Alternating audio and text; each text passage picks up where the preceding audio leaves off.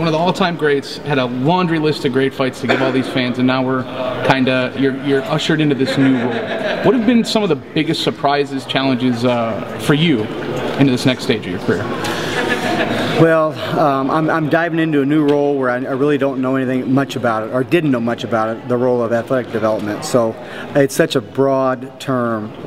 Where do you start? Life before the UFC to life after the UFC. So we're just trying to get my feet wet and seeing what I can do to help these fighters out, whether it be financial awareness to a stress-free environment pre-fight. So there's a lot to do with athletic development. Well, you certainly have a lot of experience. You know, being so experienced, was there anything that you didn't see coming with this new job? Have there been any surprises?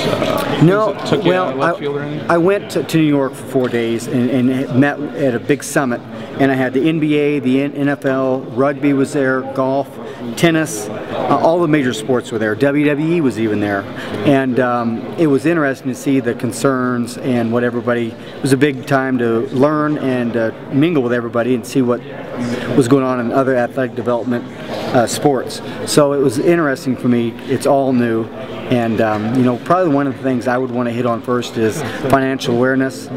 Let's see if we can't get these fighters some tax help right off the gate when they get their check, whether it be going right into a just help. I want to get them as much tax help I can, so they get to save as much of that money as they get. Did you get to talk to any of the league representatives about mixed martial arts and kind of what were their what did you take away from that? How did you think they viewed the sport and what some of our biggest challenges? Well, I think I was an equal there with everybody. You know, these fighters are independent contractors. So something like the NFL or something, they're not independent contractors. So I talked more with like the golf people, because they deal with independent contractors. So I think I was an equal with everybody else. I had no problem with anybody saying there was any illegitimate part of fighting. Interesting, interesting. All right, 39 years old. It's not that old in fight years. You do have a good number of fights under your belt. Do you ever get the itch anymore? You ever sit back and watch those guys and kind of like, I know I could beat him. I know I could beat him. Don't know if I could beat. But I mean, do you get that itch? Every time I see somebody grapple, somebody spar, somebody fight. Yeah, I mean, I'm a competitor. So how are you sure you're done?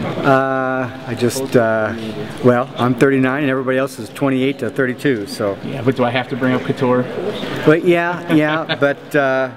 I got a job to do, and I think the way I can best help these fighters is kind of somewhat, we'll say the term, behind the desk now. So I really do want to help these guys out as much as I can. I don't believe you're behind the desk very often. I'm not. I'm just said use the term. Yeah. When you look at the fighters today, who's probably, give me one single fighter that reminds you the most of you?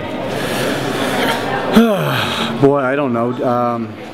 That's a tough question. I mean, nobody's old as I am anymore. There's somebody. Let's say a 29-year-old Matt Hughes, a 31-year-old Matt Hughes, a prime Matt Hughes. You know, Johnny does well with using his wrestling. You know, he's going to fight GSP. I don't have the heavy hands that Johnny does, Johny Hendricks, but he would be somebody that I would think. Robbie Lawler also does. I don't have his hands either, but he does really good with his wrestling. He uses it on the defensive side instead of the offensive side. But you know, I always thought a cross between Robbie Lawler and Matt Hughes would be pretty good. You know, and honestly, I think you might get that in Johny Hendricks. Yes, I think that's a fair assessment. Yes. If I were to put those two, I'd be like Johny Hendricks. That's okay. You look back on your career. You say it's done. That's fine. Is there anyone that you kind of a rematch you wish you would have had, a match that with another welterweight you wish you would have had, one that maybe like, man, I wish I could have gotten one? Yeah, I would love to fight anybody who's beat me. You know, you don't remember the wins, you remember the losses. So those are the guys that I would want to fight. Would I fight Josh Koscheck again? Yeah. Would I fight BJ Penn again? Yeah. The problem is, you know, I'm getting old enough to where the people might not want to see those fights, and the UFC does very good at they put fights on TV that people want to watch.